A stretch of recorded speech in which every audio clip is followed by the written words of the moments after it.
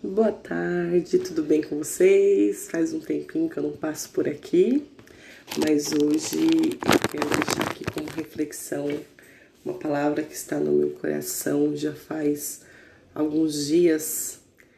Eu estive pensando sobre a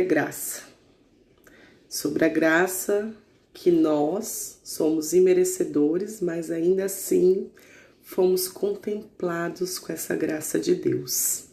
E aí o texto que eu quero deixar para vocês como meditação se encontra em Colossenses capítulo 2, versículo 14, que nos diz assim: E cancelou a escrita de dívida que consistia em ordenanças e que nos era contrária. Ele a removeu, pregando-a na cruz. Essa é a tradução da NVI, mas também tem da tradução da Almeida Corrigida Fiel, que nos diz assim: havendo riscado a cédula que era contra nós nas suas ordenanças, a qual de alguma maneira nos era contrária, e a tirou do meio de nós, cravando-a na cruz. Eu acho maravilhoso esse texto da palavra de Deus, que foi nos deixado para meditarmos. E aí eu separei para meditarmos juntos alguns significados que um teólogo americano, Albert Barnes, ele nos deixou em relação a esse texto. Primeiro ele começa com apagando a escrita de dívida, porque a palavra de Deus fala isso, cancelou a escrita de dívida. Então ali a gente nos arremete a algo que é escrito pela mão. E o significado aqui é de que a lei mosaica ela é substituída pela morte de Cristo. Então, Jesus estava ali tirando eles dessa obrigatoriedade de se cumprir a lei.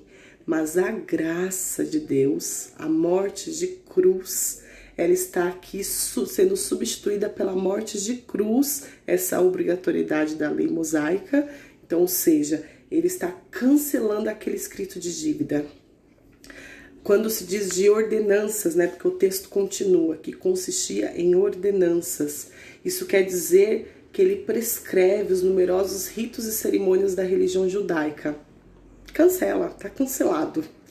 E depois continua o texto, e que nos era contrária. O que era nos contrário? Contra a nossa paz, a nossa felicidade, o nosso conforto, a nossa salvação.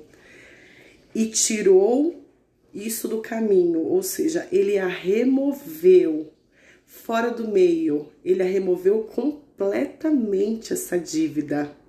E aí continua o texto, pregando-a na cruz. A morte de Jesus, ela teve o mesmo efeito. A obrigação das instituições judaicas, ela cessa com a morte de Jesus. Esse vínculo, ele é cancelado. E aí nós podemos viver hoje como vivemos no tempo da graça. Mas aí eu te pergunto, será que a graça é de graça? Às vezes quando a gente escuta alguém falar sobre isso, dá a entender como se fosse algo banal, algo ali que não tem um valor de fato. Obviamente que a graça é quando alguém nos dá um presente de graça, realmente. Quando não está nos pedindo nada em troca. Foi isso que Cristo fez. Foi isso que Deus deu o seu Filho único para que nós pudéssemos fazer parte dessa graça, desse presente maravilhoso.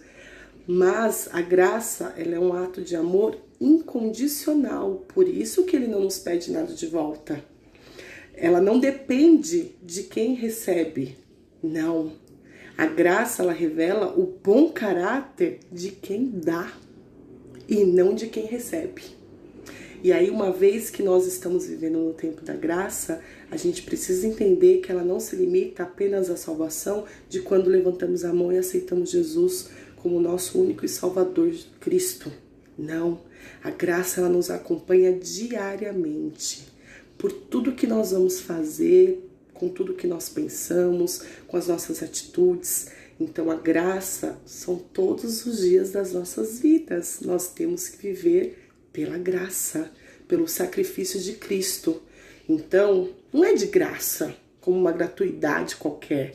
A graça, ela não está sendo nos cobrada mais pelos pecados que nós temos e fazemos e cometemos ainda e vamos cometer ainda, mas ela é de graça no sentido de revelar o bom caráter de Cristo, de revelar o quão o nosso Deus é maravilhoso e nos ama de fato. Esse amor que nos alcança, que nos enche da sua graça. A graça de Deus nos dá outra chance.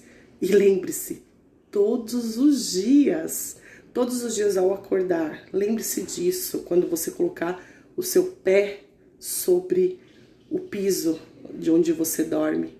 Primeira coisa, lembra, a graça está me dando mais uma chance. Mais um dia que eu posso fazer diferente, que eu posso melhorar, que eu posso melhorar a minha vida e de quem está ao meu redor. A graça de Deus, ela é libertadora. Fiquem com Deus, Deus abençoe vocês. Amanhã vai sextar e aí um ótimo final de semana para todos. Tchau!